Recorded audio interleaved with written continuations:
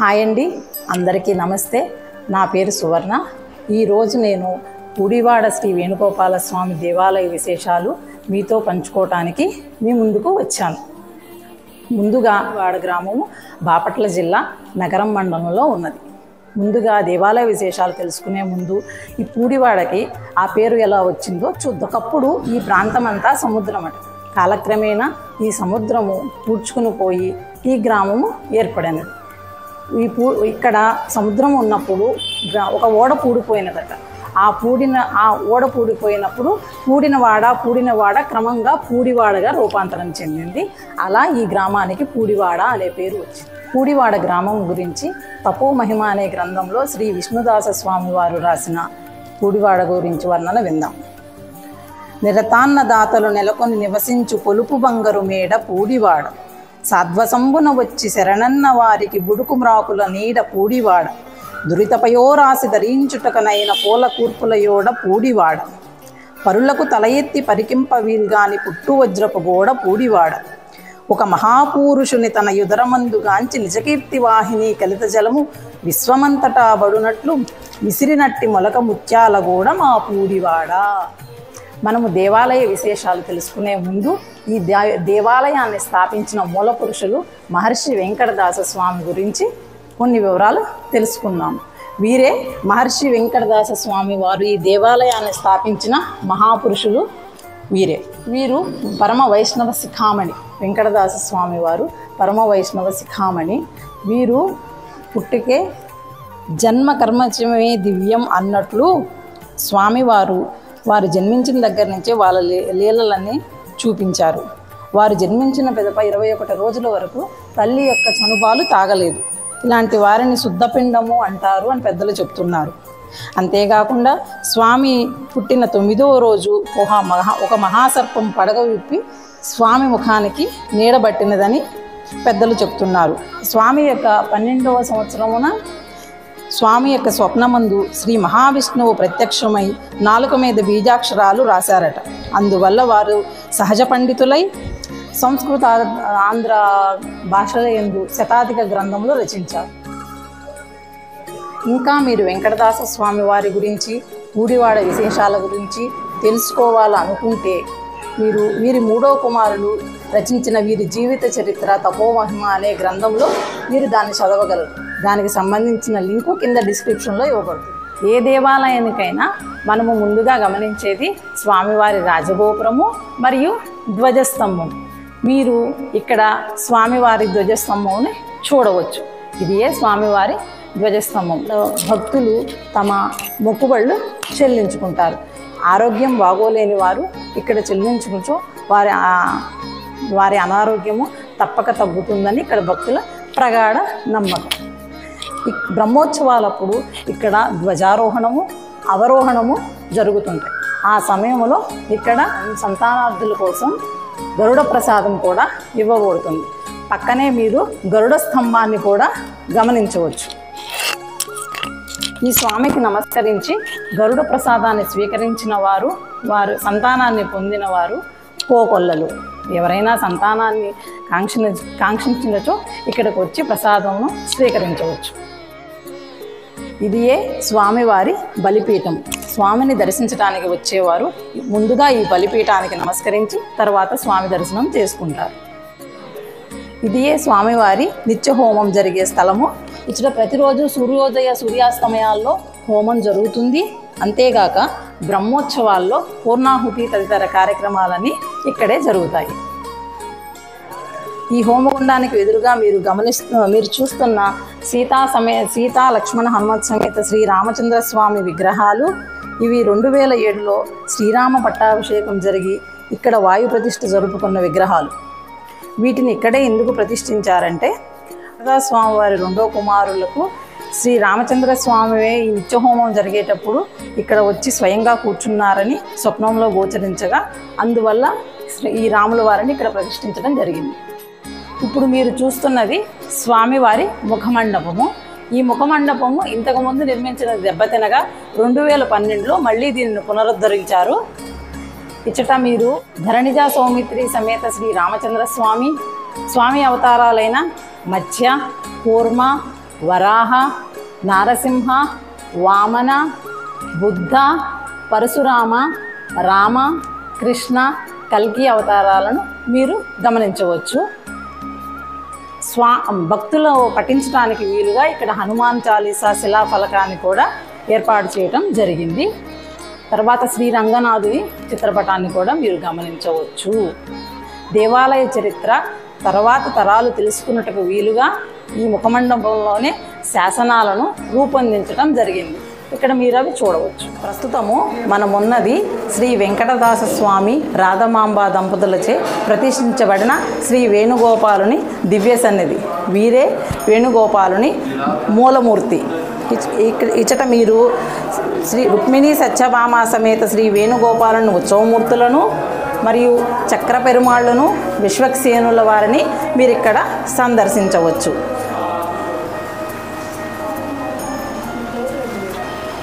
శ్రీ స్వామివారికి బ్రహ్మోత్సవాలలో మొదటి రోజు కార్తీక పౌర్ణమి రోజు కృష్ణాష్టమి పర్వదినాన స్నపన జరుగుతుంది. మరియు చందనోత్సవం కూడా వైభవంగా జరుగుతుంది.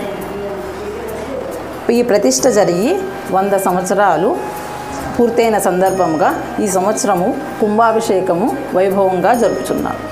ఇప్పుడు మనమున్నది శ్రీ రాజ్యలక్ష్మి అమ్మవారి సన్నిధి. ఇక్కడ రాజ్యలక్ష్మి అమ్మవారి మూల విరాట్టుతో పాటు శ్రీ ఆండాళ్ళమ్మవారు, ఆ రాజ్యలక్ష్మి అమ్మవారి ఉత్సవమూర్తిని మీరు దర్శించవచ్చు.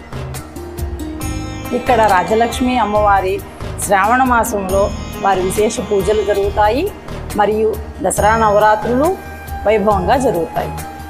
ఆండాళ్ళమ్మవారి తిరునక్షత్రము మరియు ధనుర్మాస ఉత్సవాలు కనుల పండుగగా జరుగుతాయి. భోగినాడు గోదామ్మవారి కళ్యాణము చాలా వైభవంగా జరుగుతుంది. ఇక్కడ మీతో నేను ఒక విశేషం పంచుకోవాలనుకుంటున్నాను. స్వామివారికి దేవిజీలను ద్వారపాలకులను ప్రతిష్ఠ చేసిన తరువాత అమ్మవారు వెంకటదాస స్వామివారి పెద్ద కుమారుల కలలో కనిపించి నాకు కూడా ద్వారపాలకులను నిర్మించమని ఏర్పాటు చేయమని ఆదేశించారట. అందువల్ల అమ్మవారికి కూడా ద్వారపాలకులను ఏర్పాటు చేయడం జరిగింది.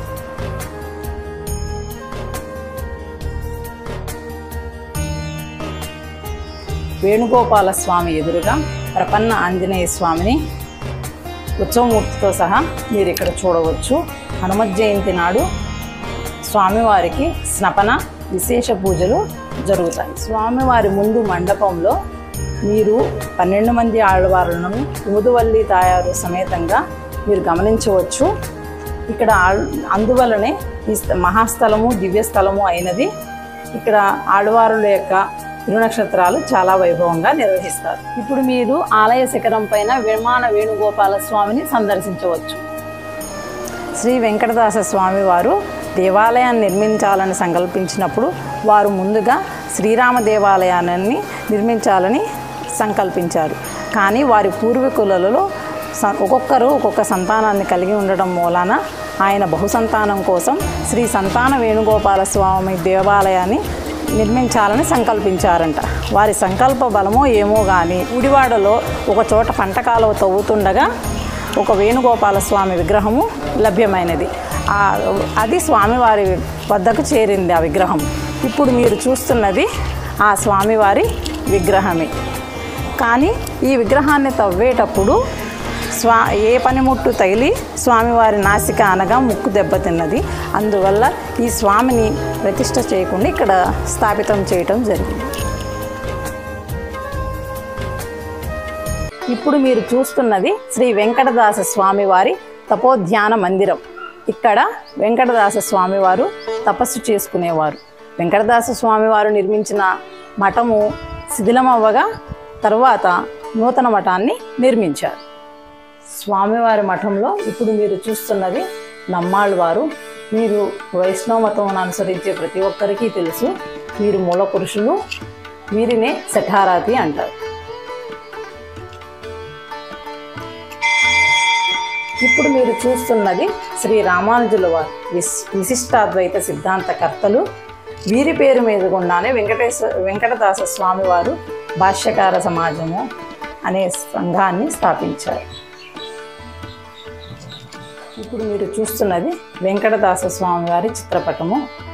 వీరు అనేక గ్రంథాలు రచించారు. వాటిలో కొన్ని జ్ఞాన సూర్యోదయము, భాగవత సురభూజము, గోపికా విలాసము మొదలైనవి వీరు వేల కొలది శిష్యులను భక్తి మార్గంలో నడిపించారు. ఇప్పుడు మీరు చూస్తున్నది వెంకటదాస స్వామివారి పెద్ద కుమారుడు తర్క వేదాంత విశారద మొవ్వ శ్రీనివాస పెరుమాళ్ళు గారు. వీరు శేష నగేశ స్తవము, పూర్వాచార చరిత్రము, ఆచార్య పురుషుల చరిత్ర మొదలగు గ్రంథాలను రచించారు. ఇప్పుడు మీరు చూస్తున్నది వెంకటదాస స్వామి వారి రెండవ కుమారులు వెంకటాచలపతి గురుదేవులు. వీరు శ్రీమద్ రామాయణం, వాల్మీకి రామాయణాన్ని 300కు పైగా పఠించారు. ఇప్పుడు మీరు చూస్తున్నది వెంకటదాస స్వామి వారి మూడవ కుమారులు కవిభట్టారకము దాశరథి సూరి గారు. వీరు చాలా గ్రంథాలు రచించారు. వీరిది తిరుప్పావై ప్రవచన శైలి, ద్రౌపది శరణాగతి లోక ప్రసిద్ధి. వెంకటదాస స్వామి వారి జీవిత చరిత్ర తపోమహిమను రచించింది ఈ కుమారులే. ఇప్పుడు మీరు చూస్తున్నది వెంకటదాస స్వామి వారి 4వ కుమారులు రామప్రసాద్ గారు. వీరు పంచకావ్యాలు పఠించారు. మిగతా 3 కుమారులు పురాణ ప్రవచనాలకి వెళ్ళినప్పుడు కుటుంబ బాధ్యతలను స్వీకరించి ఆ బాధ్యతలను వారు నిర్వహించారు. వెంకటదాస స్వామి వారికి ఈ 4 కుమారులే కాక 2 కుమార్తెలు ఉన్నారు. వారు కూడా తండ్రి అడుగుజాడల్లో భక్తి మార్గంలో ఈనాటికి నడుస్తున్నారు. ఇదియే స్వామివారి వాహనశాల. ఇక్కడ స్వామివారి యొక్క వాహనాలైన గరుడ వాహనము, భద్రవాహనము, శేషవాహనము, హనుమద్వాహనము మొదలైన వాహనాలను ఇక్కడ భద్రపరుస్తారు. ఇదియే స్వామివారి వంటశాల. ఇక్కడ స్వామివారి ప్రసాదాలు, బాలభోగము, మహానైవేద్యము మొదలైనవి ఇక్కడ తయారు చేయబడతాయి. మీరు లోపలికి వస్తే అర్చక స్వామి ప్రసాద తయారీ విధానాన్ని కూడా గమనించవచ్చు.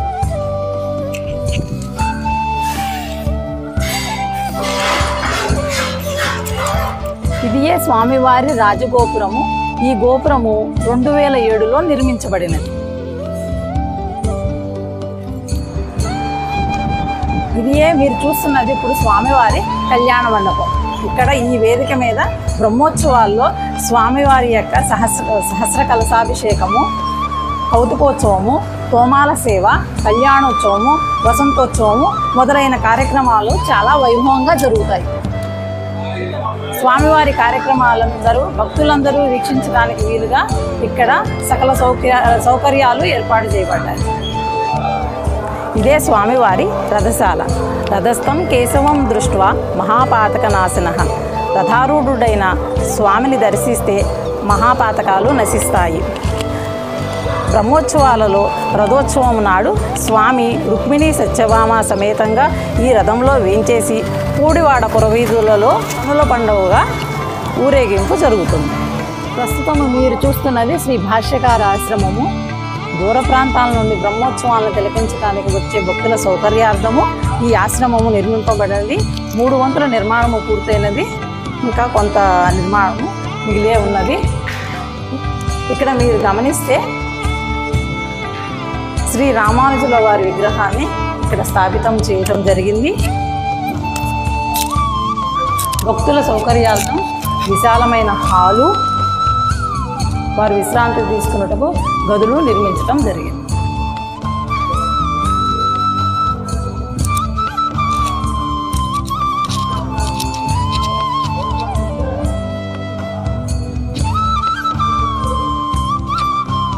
ఇప్పుడు ప్రస్తుతం మనం ఉన్నది స్వామివారి ఉద్యానవనంలో.